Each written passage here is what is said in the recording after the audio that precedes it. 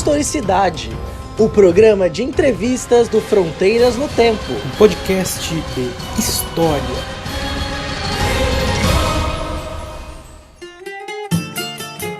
Olá, meus amigos, minhas amigas, bem-vindos a mais um Historicidade, o programa de entrevistas do Fronteiras no Tempo, um podcast de história.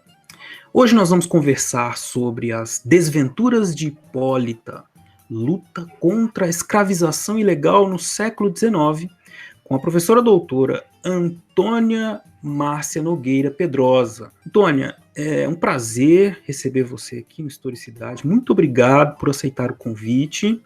Mande aí uma saudação para os nossos ouvintes e aproveite e se apresente a eles. Aí, fale um pouco sobre você, os seus trabalhos. Olá, Marcelo. Olá, ouvintes do Historicidade. Eu que agradeço. É um prazer conversar com você e participar desse programa tão bacana. Marcelo, eu estudo os temas das relações de trabalho, da escravização, da resistência por parte dos escravizados, as lutas pela liberdade, desde antes da descoberta de Hipólita, assim, desde a graduação, na verdade.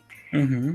E aí, depois da descoberta de Hipólita, eu fui somando a esses temas alguns outros, como o próprio tema da escravização ilegal, o que acabou me levando a uma aproximação entre a história e o direito. De lá para cá, eu atuei como professora no ensino básico, no ensino superior, e também conhecer essas realidades de perto, né, ensino básico e ensino superior, me levou a pensar em atuar em ações que pudessem estimular o diálogo entre esses dois espaços, né, dentro do meu campo de interesses. E aí, indo nessa direção, eu participei de alguns projetos de extensão, por exemplo. Tem um que eu tenho um carinho especial, sabe? Um verdadeiro xodó. Foi um projeto sobre a memória dos africanos e seus descendentes nos jornais do Rio Grande do Norte.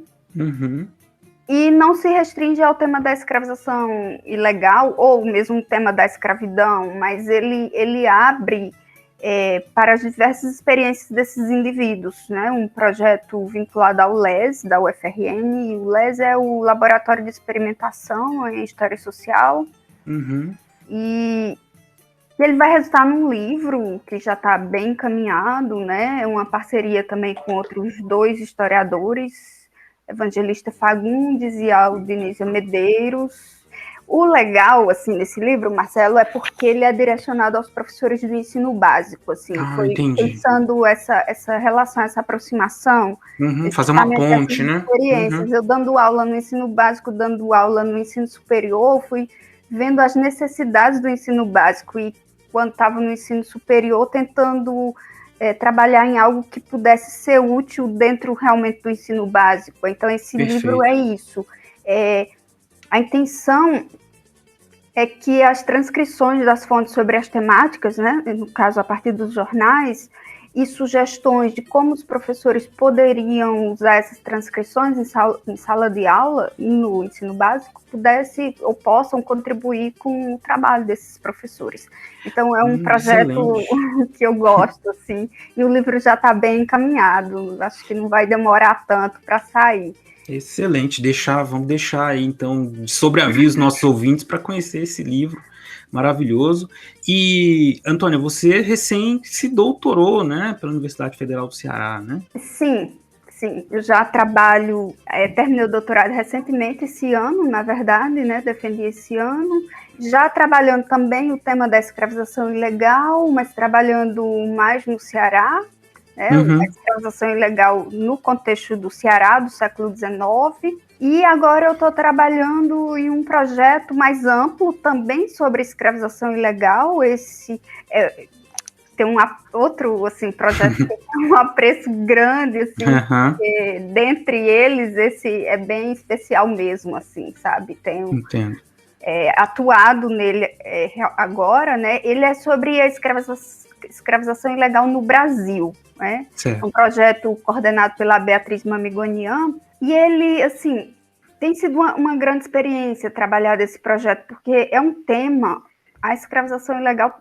é um tema que causa muita indignação, Mas ao mesmo tempo é um tema ainda pouco estudado, então É esse é um verdade. projeto bem relevante, sabe? Que, E aí, inclusive, sem querer te interromper, mas eu acho que já é interessante, porque a gente pode caminhar até para o nosso tema específico aqui, né?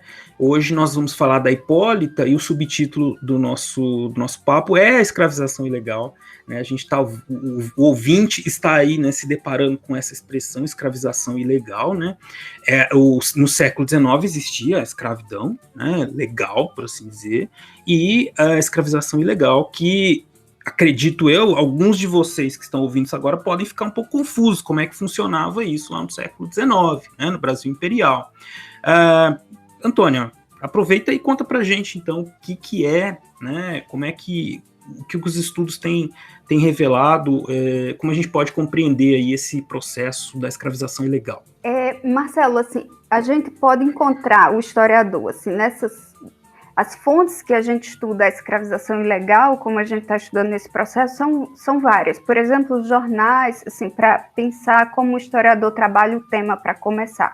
Nesse projeto, por exemplo, a gente está estudando processos judiciais, porque como se trata de algo ilegal, ele acaba aparecendo nesses processos. Por isso a necessidade dessa aproximação com o direito. Certo. Então, a gente trabalha com processos judiciais civis e criminais do Brasil todo nesse projeto. A gente tem processos do Rio de Janeiro, de Santa Catarina, do Amazonas, do Ceará, enfim. E, então, assim, para começar, o que a gente pode pensar? Porque, em linhas gerais, a escravidão, todo mundo sabe, assim, o que era, mais ou menos, né? Mas, certo. De fato, é uma ótima pergunta essa sua, porque já a escravização ilegal não é tão conhecida, assim. E ela coexistiu, vamos dizer assim, com a escravização legal. A escravização legal foi legal até 1888, né? Ela foi oficial, até a chamada Lei Áurea, né? Enfim, Então, elas coexistiram. E em 1830, a gente tem o primeiro Código Criminal do Brasil, e ele é inserido nesse Código Criminal um artigo que trata do crime de reduzir pessoa livre à escravidão. Então, não é que não ocorresse escravidão ilegal antes de 1830, mas a partir desse ano passa a ser crime. Então, inclusive com penas de 3 a 9 anos, assim. Podia ser mais, mas porque não podia... O tempo de prisão não poderia ser menor do que o tempo de escravização. Mas, pensando assim, tecnicamente, o que se configura a escravização ilegal, que eu acho que nessa lógica talvez seja a parte mais importante, assim, para facilitar o entendimento, por exemplo, te dar alguns elementos que caracterizam, né, essa escravização ilegal. Africanos que foram trazidos para o Brasil após a lei de 1831, que instituía a liberdade, né, para todos os africanos que entrassem a partir daquela data. Então, isso a gente entende como ilegal. Pessoas descendentes de africanos que já nasceram livres no Brasil e foram escravizados posteriormente. Pessoas livres que foram raptadas para serem feitas de escravas. Isso ocorria, porque é pouco estudado. E também pessoas que foram escravizadas assim no cotidiano, Marcelo, assim, dia após dia, nas relações domiciliares de trabalho. Essa foi a forma como Hipólita foi escravizada ilegalmente. E também, infelizmente, como muitas pessoas ainda são escravizadas hoje, em pleno século XXI, assim. Verdade. E então a gente está falando aqui de uma liberdade precária, né?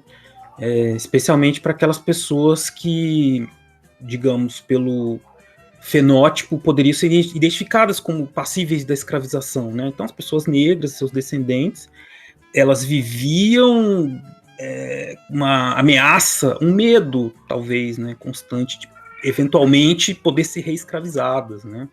A gente tem casos de revoltas, né, e de pessoas que pelo medo da reescravização, né, que se rebelam assim, em cidades. Isso aconteceu bastante em vários em várias cidades por aí, Brasil afora, né? Então é uma liberdade precária, é isso, né? Exatamente. E aconteceu, inclusive, em 1852, tem a Guerra dos Marimbondos, né? Uhum. Que foi motivada por esse medo da escravização. Mas sim, você tem toda a razão, Marcelo. O sustentáculo social da escravização ilegal e da reescravização está naquilo que os historiadores chamam exatamente de liberdade precária, que é uma condição vivida por essas pessoas, principalmente descendentes de africanos, assim, principalmente. Então, mas por que essa liberdade era precária? Principalmente porque havia, dentro da própria legislação, dentro da própria norma jurídica brasileira, a possibilidade de você reescravizar uma pessoa. Então, isso também facilitava com que escravizações ilegais ocorressem. Entendi. Porque a própria lei abria espaço para isso. Uma pessoa, dificilmente ela teria uma garantia de que ela não voltaria ao cativeiro. E isso criava uma situação muito instável. Então, em nível coletivo, a liberdade era precária. Você não tinha só que lutar pela liberdade, você tinha que lutar pela liberdade. Uma vez conquistada essa liberdade, você teria que continuar lutando cotidianamente para manter essa liberdade, que talvez fosse ainda mais difícil. Mas isso variava. Isso no plano coletivo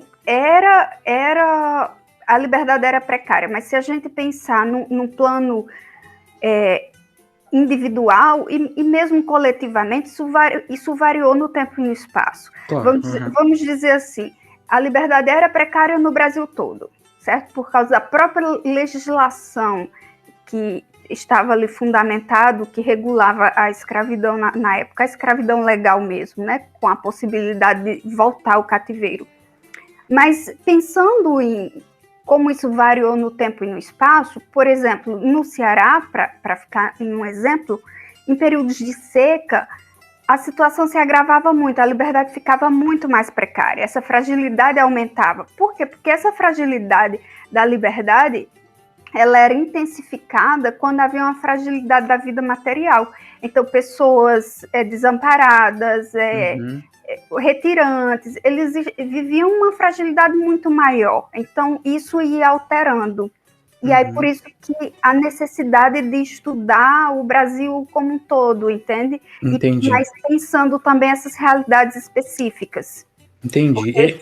Corria um pouco diferente em cada lugar, embora fosse precária em todo o Brasil, vamos dizer assim.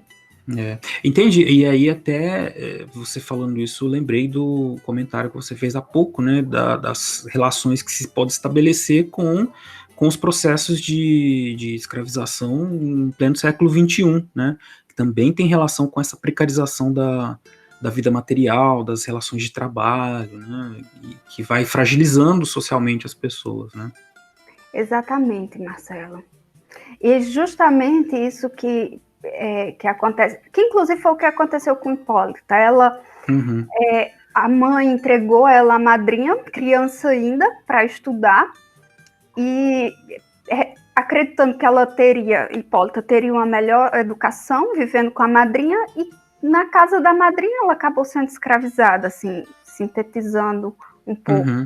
E Hipólita, mas uma realidade terrível. Todos os ouvintes, com certeza, se puxarem pela memória, vão lembrar de casos recentíssimos, né, de trabalhadores reduzidos à condição de escravizados. Hipólita, né? Vamos falar de Hipólita, então. Né? Nossa personagem aqui hoje. Hipólita acabou de virar uma dos personagens, né, presentes na recém-lançada em 2021 Enciclopédia Negra, né, o verbete sobre Hipólita foi baseado no trabalho da Antônia. E antes, né, você já falou um pouquinho aí da Hipólita, vamos falar assim, como é que você estava lá como historiadora, fazendo uma pesquisa e você encontrou Hipólita? Como é que foi esse encontro? Então, isso foi lá para 2012, Marcelo, 2011, Faz um tempinho. Faz um tempinho já, 2012, 2011, por aí. Certo. À época eu estava desenvolvendo uma pesquisa sobre mulheres escravizadas. Como eu estava te falando, eu já trabalhava o tema da escravidão, mas não o tema da escravização ilegal. Certo. E aí, mulheres escravizadas que viveram no século XIX, lá na cidade do Crato, né, Ceará, e lendo um jornal Araripe, chamado Araripe, publicado na cidade, procurando pistas, né, sobre a agência dessas mulheres escravizadas. Então, me deparei com uma matéria denunciando a escravização ilegal de Hipólita e me chamou muita atenção a matéria, porque era muito instigante.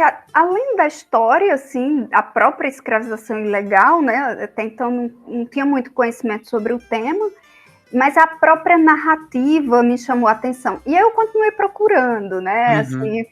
Assim, não parava de ler o jornal.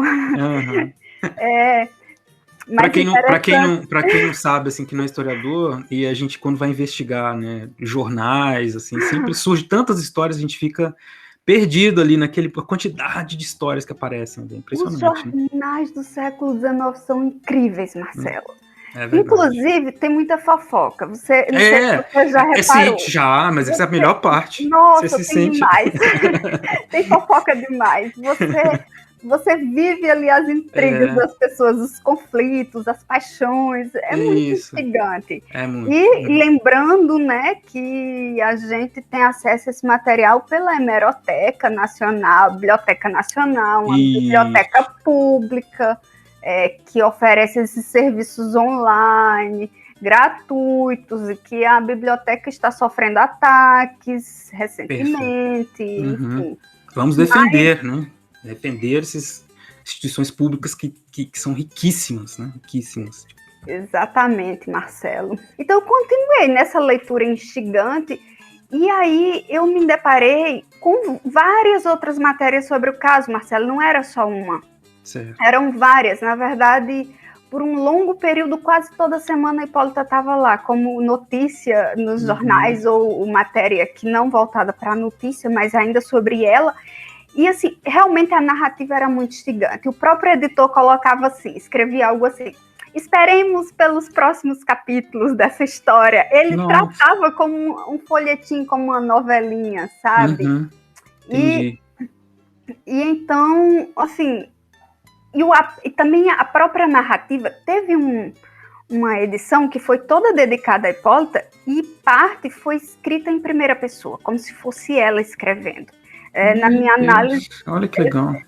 Na minha análise, eu defendo que não foi ela quem escreveu ali, que foi o Walter que a protegeu, que foi curador dela. Curador era parecido com advogado. As pessoas escravizadas não podiam entrar na justiça sem auxílio de uma pessoa livre. Então, essa pessoa livre que fazia o papel um pouco de advogado era chamada de curador. E o Walter Martiniano foi o curador da Hipólita, então eu acabo defendendo que foi ele que escreveu, porque a narrativa dele se assemelha com a do José de Alencar, que é primo dele, são contemporâneos. José de Alencar, escritor. Olha só, então, sei. Tem muita história que não dá para contar, muito detalhe que não dá para enrolar. Agora tem que ler o livro. Tem um livro, então nós vamos deixar o link aí para vocês conhecerem. Tem um livro da história da Hipólita. Mas vamos dar mais uns aperitivos aqui para o nosso ouvinte, né? A gente tem, então, você disse que ela foi deixada com a madrinha, né, para estudar. Mas vamos voltar, né? A Hipólita nasceu livre. Livre. E como é que foi, então, a trajetória dela? Ela nasceu livre em 1823, num pequeno povoado. Não deu para identificar o nome do povoado, mas ele ficava localizado às margens do Rio São Francisco, no sertão, e dentro dos limites da província de Pernambuco. Certo. Mas retomando assim, a ascendência da Hipólita, ela era bisneta de Geraldo. Eu consegui ainda identificar alguns dos seus ascendentes. Ela era bisneta de Geraldo, um homem livre, neto de Antônia, uma mulher escravizada. Antônia teve uma filha que recebeu o nome de Maria das Dores, no caso, que vem a ser a mãe de Hipólita, né? Uhum. E nesse período em que a escravidão era não somente legalizada, permitida, institucionalizada, o estatuto jurídico de uma pessoa era transmitido de mãe para filho, né? Então, juridicamente, se uma mãe fosse escrava e tivesse filhos, esses filhos seriam escravos, pelo menos até a lei do ventre livre. Uhum. Então, Maria das Dores, a mãe de Hipólita, nasceu escrava, mas na pia batismal ela recebeu a alforria e se tornou uma mulher liberta. Então, quando ela teve a Hipólita, e aí a Maria das Dores, mãe da Hipólita, casou-se com Francisco Pilé, um homem livre, e quando ela teve Hipólita, ela já era liberta. Então, por essa própria norma jurídica, princípio jurídico, vamos dizer assim, Hipólita já nasceu livre, porque a sua mãe já era liberta, entende? Eram descendentes de africanos que foram escravizados, mas a Hipólita já nasceu livre. Juridicamente livre. Juridicamente livre. E a mãe dela nasceu escrava juridicamente, mas foi alforriada. Então ela passou de escrava para o estatuto jurídico de forra, de liberta, né? E então a Hipólita nasceu livre, foi viver com a madrinha, foi batizada, enfim, a madrinha Joana Paula de Jesus, e eles se mudaram para Exu. E quando a Hipólita se mudou com a madrinha Joana Paula e a filha da madrinha, Ana Paula de Jesus, a Hipólita perdeu o contato com os pais, com o bisavô. E aí é que está o problema, que é um problema parecido com o de hoje, Marcelo, porque muitas dessas pessoas né, elas perdem o contato com a família, e aí é que aumenta a fragilidade da vida, entende? Entendi. Então, ela era criança quando foi? Ela era criança. E aí se mudaram, foram todos para o Exu. Lá a Joana, que era madrinha da Hipólita, enviuvou. E a Ana Paula de Jesus, filha da madrinha, se casou com o proprietário do Crato. Crato e Exu, Crato é Ceará e Exu é Pernambuco, mas são cidades fronteiriças, né? Certo. E aí, quando a Ana Paula de Jesus, filho da madrinha de Hipólita, e moravam todos juntos, ela casou com João Pereira no Crato, as três se mudaram e foram viver com João Pereira no Crato. Certo. E aí que começou a grande tragédia na vida da Hipólita. O João Pereira escravizou a Hipólita. Nossa. E aí que começa assim, o grande drama. Ela ficou muitos anos assim, escravizada. 17 anos, sabe? Submetida à escravidão ilegal. E aí, nesse cativeiro, ela foi obrigada a se prostituir, ela foi obrigada a casar com um escravo, ela teve 6 filhos. E, assim, foi uma sequência de infortúnios, sabe? Sim. E aí, em 1856, a Hipólita fugiu, foi até a delegacia do Crato, procurar justiça, né? Só que, adivinha, o delegado, ela não obteve muito isso lá. O delegado levou ela de volta para as mãos do João Pereira. Considerou ela fugitiva. Exatamente. Então, ela fugiu novamente, agora com a ajuda de um homem livre chamado Galdino, que mais tarde ela veio a se casar, depois que enviou do primeiro marido, a Hipólita.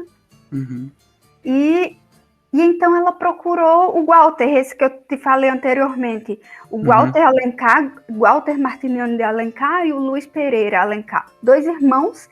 Olha só, Marcelo, eles eram primos legítimos do João Pereira, os 2. Só que inimigos. Inimigos, tá. Inimigos, eles já disputavam conflitos por terra, por herança.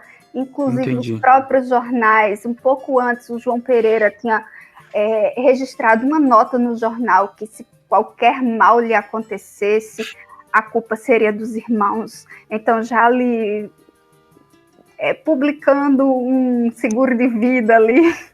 Entendi. O Twitter de hoje, né? Entendi. Se ficavam se ameaçando no jornal. Exatamente. Então é por isso que o Twitter da época, na verdade, aliás. Então, isso poderia explicar a repercussão, né, do caso da Hipólita também, nos jornais, né? Sim, com Além, é toda evidente, certeza. do drama que vai cativando leitores, que tem essa coisa de tratar como um folhetim, mas essa disputa política familiar, disputa familiar, né, tá envolvida ali também. Então. Exatamente, Marcelo. Na própria tese, porque na tese eu não estudei um caso, eu estudei a Hipólita no mestrado, né? E na tese eu estudei a escravização ilegal, mas aí muitos e muitos casos, não trabalhei de forma individualizada.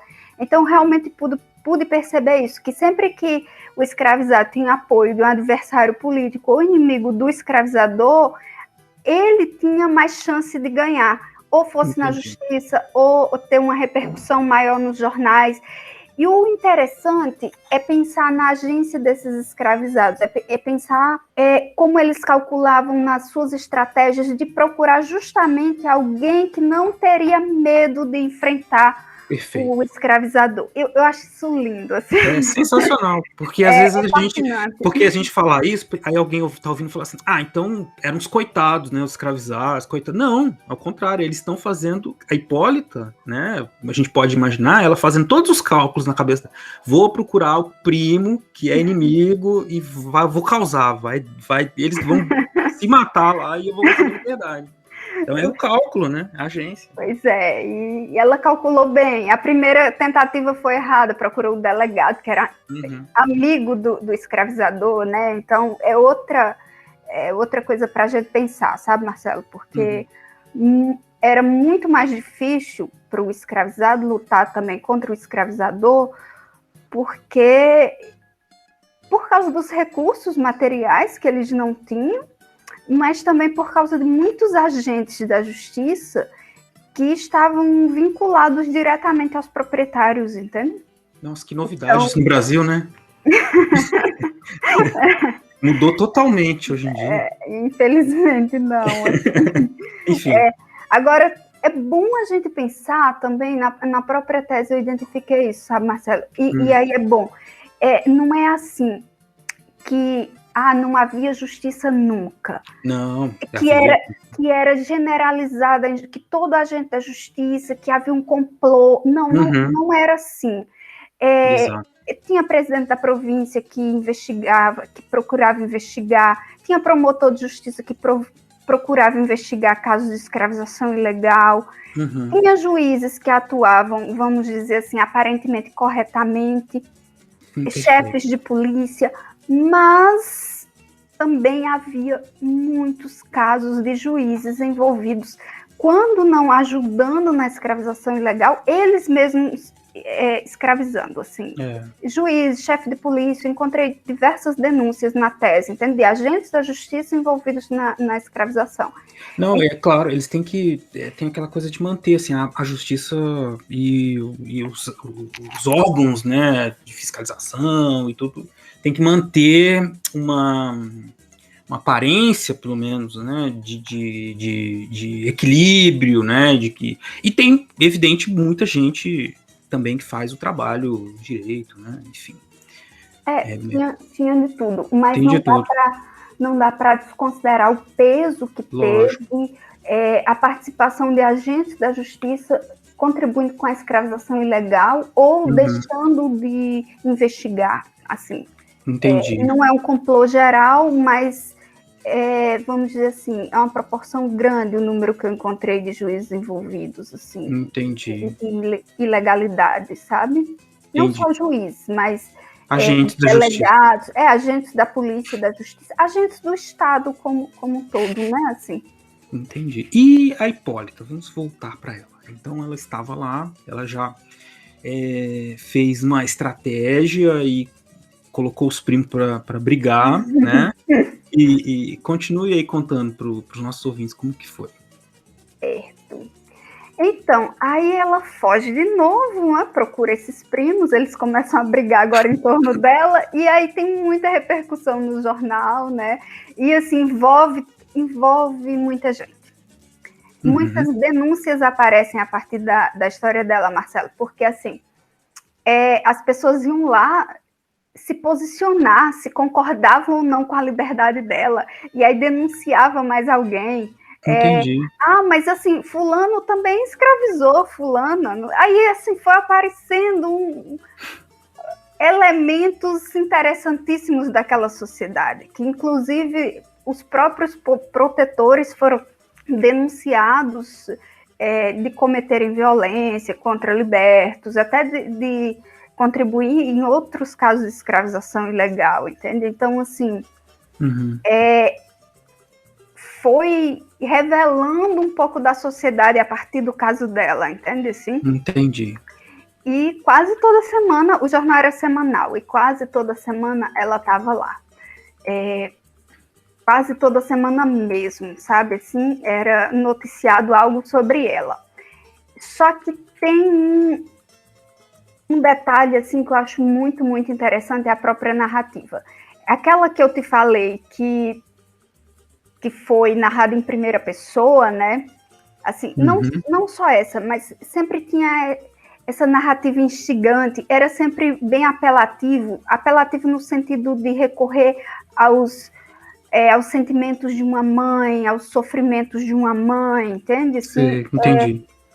Eu separei um trechozinho para ler para vocês, porque é muito interessante. É esse que narra, que é narrado em primeira pessoa, como se fosse a Hipólita falando, e é um pouco depois que ela consegue a liberdade. Ela está vivendo na casa do Walter e dos protetores lá em Exu, ela já se afastou do escravizador, e aí em 1858, aí diz assim, como se fosse a Hipólita dizendo: 2 anos fazem que livrei-me das garras de um tirano que me aviltava e oprimia. 2 anos fazem que sofro injustiças de algumas autoridades locais.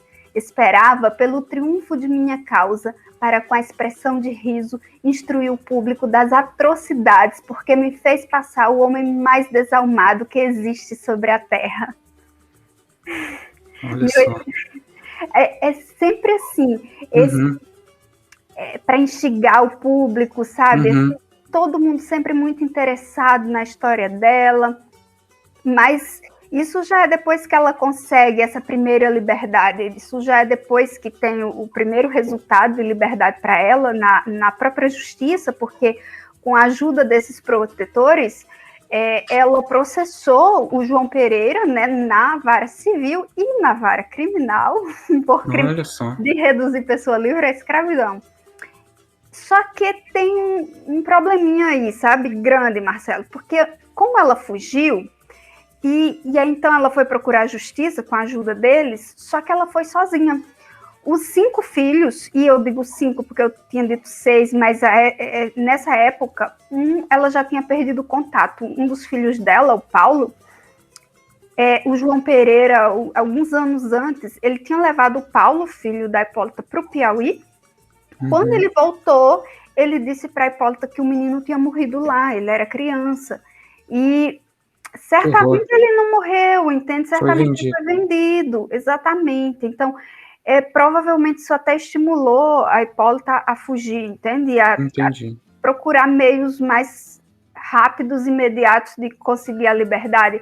Então, o fato é que quando ela fugiu, os 5 filhos que ainda estavam com ela ficaram nas mãos de João Pereira, ficaram sob a posse dele. E aí isso foi um problema, porque ele começou a castigar, entende, severamente os filhos dela. Eles não deveriam... Mas o que a justiça fez? Eles não deveriam ter sido libertos também, porque nasceram... Sim, mas eles foram, mas tem um processo chamado... Tem um procedimento, aliás, chamado depósito. Quando você começa uma ação na justiça, um processo judicial, no caso de escravizados, os escravizados eles têm que sair da posse legalmente, eles precisam sair da posse do escravizador e eles têm que ir para um depósito. O termo legal é depósito, é por isso que eu estou usando esse termo. Esse depósito pode ser público ou privado. Público é na cadeia pública e privado é na casa de alguém. Só que isso tem que ser determinado pelo juiz. Então, primeiro da entrada no processo, até o juiz autorizar um depósito, indicar as pessoas, onde é que essas crianças vão ficar. E até isso acontecer, o João Pereira castigou muito os filhos dela. deu um tiro na Maria, uma das filhas dela. Que horror. Pois é, mas a Maria sobreviveu ao tiro, sobreviveu à escravização ilegal. Logo quando eu descobri o tema, né, que eu estava te dizendo que eu estava empolgada e lendo os jornais e descobri o tema da Hipólita, e foi paixão à primeira vista, né, assim, pela história de luta dela, a trajetória dela, a força com que ela lutou contra essa sociedade patriarcalista, entende? Uma situação tão favorável. Bom, aí eu mudei, né, assim, o foco da minha pesquisa, imediatamente comecei a estudar a Hipólita, a trajetória dela. E aí eu viajei também, tive que correr, né, contra o tempo. E eu viajei para o Crato, Ceará, e para Exu, Pernambuco, e para procurar, né, fontes sobre ela nos arquivos. E Marcelo, que grata surpresa. E bastante coisa. Bastante coisa. Mais que isso, as pessoas conheciam a história de Hipólita, estava na memória da população. Estava, não está. Que maravilha. As pessoas que residem em Exu, muitas pessoas conhecem a história de Hipólita pela memória, antes do meu livro. Quando eu cheguei lá, comecei a conversar com as pessoas, aí alguém falou assim para mim, inclusive, uma pessoa de lá falou assim: Hipólita, aquela que tinha um romance com Walter, eu sei quem é. Que coisa. E eu nem esperava de jeito nenhum por isso. Eu perguntei, assim, porque assim, a gente é muito curioso, né? Que é historiador. Vocês já ouviram falar numa mulher chamada Hipólita? Era só assim, para não perder. Não perder a oportunidade de perguntar, mas eu não estava esperando essa resposta. Eu fui procurar, foi processo no fórum, entende? Assim, ver se eu achava documentos judiciais, era o que eu achava que iria encontrar, mas achei muito mais. E aí, porque eu lembrei disso em relação a Maria, porque é a filha da Hipólita, né, quando falei disso, porque lá me disseram que a bisneta da Maria vive hoje, na verdade, nessa época aí, vivia no Recife, estava viva e tudo. Acabei não a conhecendo, mas conheci lá em Exu outras pessoas que são prováveis descendentes da Hipólita também, né? E aí também, provavelmente, a bisneta da Maria está viva ainda e talvez more no Recife. Nossa, isso é uma coisa... eu fico sem palavras, é maravilhoso. Assim, lógico, a história é muito trágica, mas a gente encontrar essas reminiscências, né, essas pessoas estão aí, né, essas histórias fazem parte da vida das pessoas, de reconstruir tudo isso, toda essa história de luta, né, tão significativa, e você vê ela presente ali no cotidiano das pessoas, é muito, muito maravilhoso. É maravilhoso porque a gente tem essas histórias em todo lugar, e a gente devia ter isso presente, né, em várias partes do país, né? A gente devia valorizar essas histórias de luta, né? Por isso que o seu trabalho eu considero assim, tão sensacional, né? Trazer à tona, né, uma personagem, uma mulher no século XIX, mulher negra, né, que foi escravizada, que lutou pelos filhos, pela liberdade, é uma coisa... E eu agora fiquei surpreso de saber isso, que ainda está viva a memória dela na cidade. Isso é muito, muito maravilhoso. Parabéns. Obrigada. Sim, é incrível assim, a história dela, e é o que me fascina, é a força dela, assim, ela lutar contra tudo isso, sabe? Entendi. É maravilhoso, é inspirador. E aí, a conversa vai muito longe, né? Mas infelizmente a gente precisa começar a chegar aqui num fim, né? A ideia aqui é só a gente dar um aperitivo, né? Porque as pessoas vão ter acesso ao seu livro e vão conhecer mais conhecer a história completa da Hipólita. Mas eu queria, então, partir aqui para a parte final da nossa conversa, pedindo para você fazer, assim, as suas considerações finais, né? Ou contar o desfecho, contar mais da narrativa que você quiser, assim, que você acha que é importante a gente falar aqui agora. Certo. Sobre desfecho, talvez possa valer a pena dizer que o João Pereira chegou a ser preso. Ah, que bom. Tem justiça. Por pouquinho tempo. Não é tão bom assim, mas é alguma coisa. Naquele cenário, era muito difícil alguém ser preso por causa do crime de escravizar ilegalmente. Ele chegou a ser preso, ficou cerca de uns 4 meses presos em 1863, o que é um indício de que ela conseguiu a liberdade, porque senão ele não teria sido preso. E ela conseguiu casar com um Galdino, que também foi outro drama, também publicado nos jornais, porque dessa vez, o primeiro casamento ele obrigou a casar, né? Nesse segundo ele proibiu, e ela brigou, e o padre fez o casamento mesmo assim, e não foi com o Walter, foi com o Galdino. Mas... o povo quis fazer a fofoca de que foi com o Walter, mas não, foi com o Galdino. Com o Galdino. Sobre o Walter eu não sei, isso foi o que me disseram lá em Exu. Pelos documentos eu não tenho esses indícios. Entendi. E aí, só que ele fugiu em 63 mesmo. Eu tenho a notícia de que ele fugiu da cadeia. E não deve ter sido uma fuga assim, muito difícil de ocorrer, porque em 1867, né, vários anos depois, eu tenho a notícia de que ele ainda está foragido. Só que foragido, mas todo mundo sabe o paradeiro. Marcelo, ele está foragido na própria casa. Entendi, que horror. Assim, todo mundo sabia onde ele morava na cidade, o delegado, todo mundo sabia. Então, mas a gente não pode dizer que Hipólita não foi vitoriosa, porque, inclusive, a imagem do João Pereira nos jornais, até o fim da vida dele, ele morreu nesse ano, em 1867, até o fim da vida foi como escravizador de gente livre, entende? Então, sendo denunciado como foragido, mesmo não tendo voltado para a cadeia, mas o jornal denunciava, olha, ele está foragido, ele está na casa dele, mas ele é um foragido, ele é um criminoso, ele foi indiciado pelo crime de reduzir a escravidão. Entendi. E a Hipólita acabou influenciando outras lutas, alguma luta pelo menos, outra mulher, Maria, lá em Barbalha, com 8 filhos, também escravizada, essa escravizada pelo próprio sobrinho, ela acabou sendo estimulada pela história da Hipólita, assim, então tem uma repercussão muito, muito bacana nessa, que atinge outras pessoas, sabe? Entendi. Mas eu acho que também é importante a gente pensar, Marcelo, para fechar, talvez, pensar que a escravização de Hipólita, não só de Hipólita, mas de mulheres, a escravização ilegal de mulheres não se encerrava, aquele crime não se encerrava ali.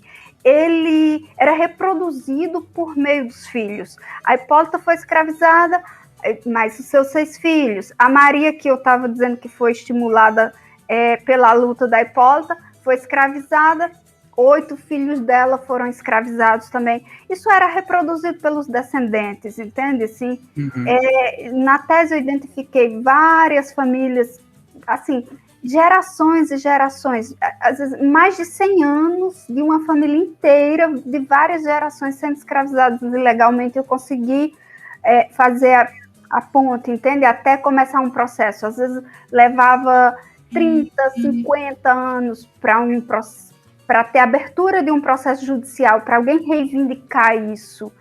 Mas a história da Hipólita, então, tem um sentido, deixa pra gente assim uma memória, né, de muita luta, né? Exatamente. É isso que eu acho que vale a pena destacar. Essas pessoas, elas lutaram, elas procuraram a justiça, mesmo a justiça não sendo nem sempre sendo imparcial, mesmo assim elas procuraram, algumas vezes elas conseguiram alguma justiça, e elas brigaram por justiça, por direitos, por liberdade. Elas encontraram várias maneiras no cotidiano, nos meios jurídicos, mas elas lutaram por elas, pelos filhos, e eu consigo ver mais mulheres lutando, Marcelo, e mais mulheres escravizadas também, e crianças. Entendo. Mas olha, é realmente uma história impressionante, né? Por todos os detalhes que você trouxe aqui pra gente, e que levam a gente a pensar sobre diversos assuntos da sociedade do século XIX e da sociedade do século XXI, né, também, mas, como você mesmo disse, né, uma memória que tem que sobreviver, que é uma memória da luta, né, e da persistência das mulheres aí lutando pela liberdade, pelos seus filhos, pela vida, né, uma luta, e eu destaco uma estratégia inteligentíssima, né, assim, de saber o que fazer, de como fazer, né, contra todas as opressões que não eram pequenas, né, digamos de passagem. Antônia, estou muito feliz de ter conversado com você, gostei muito, né, do seu trabalho, da maneira muito agradável, né, na medida do possível, como você fala. Acho que você tem uma narrativa muito, muito boa de ouvir, e eu queria te agradecer, né, por ter participado aqui com a gente hoje desse programa. Marcelo, eu que agradeço. Foi um prazer enorme falar com você. É sempre uma alegria falar um pouquinho mais sobre a Hipólita. Assim, eu acho que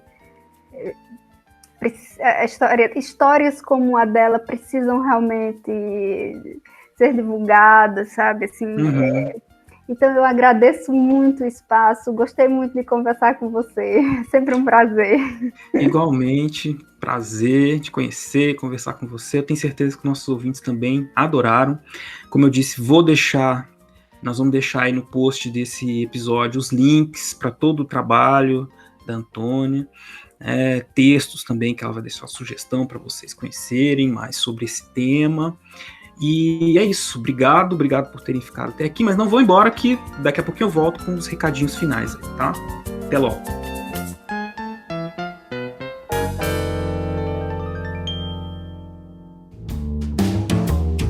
Mexo, remexo na Inquisição, só quem já morreu na fogueira sabe o que é ser. Muito bem, pessoal, estamos aqui então no encerramento dessa excelente entrevista com a professora Antônia Márcia.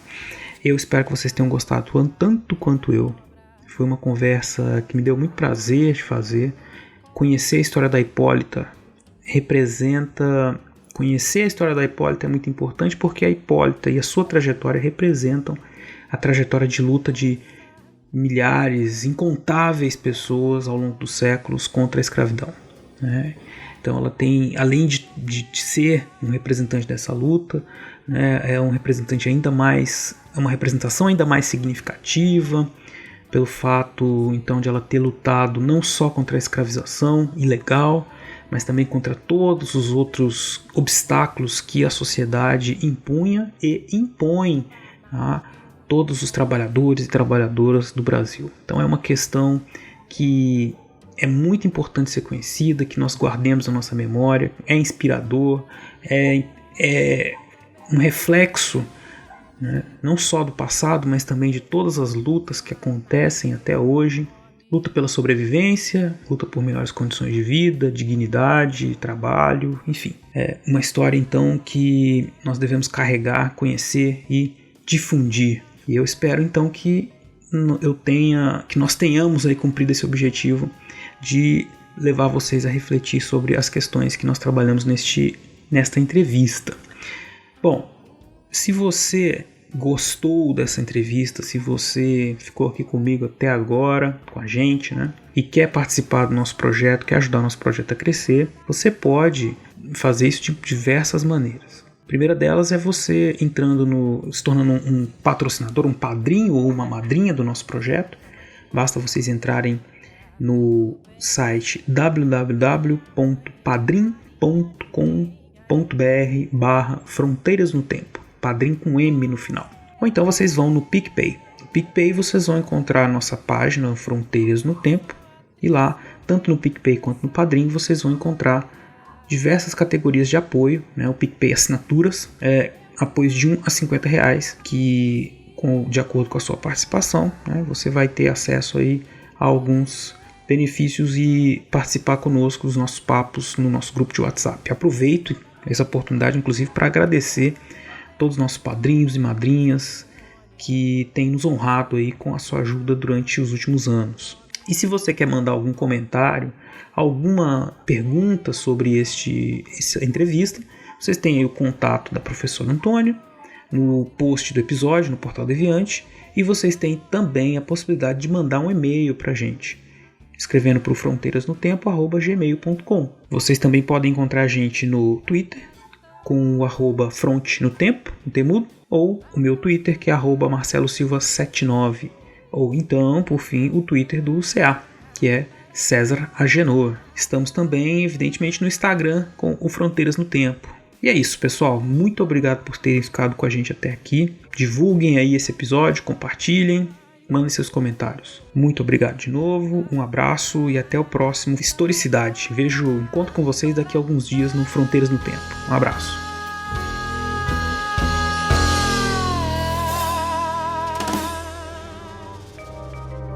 Este programa foi produzido por Mentes Deviantes. deviante.com.br. Este programa foi editado por Talkcast. Edições e Produções de Podcast.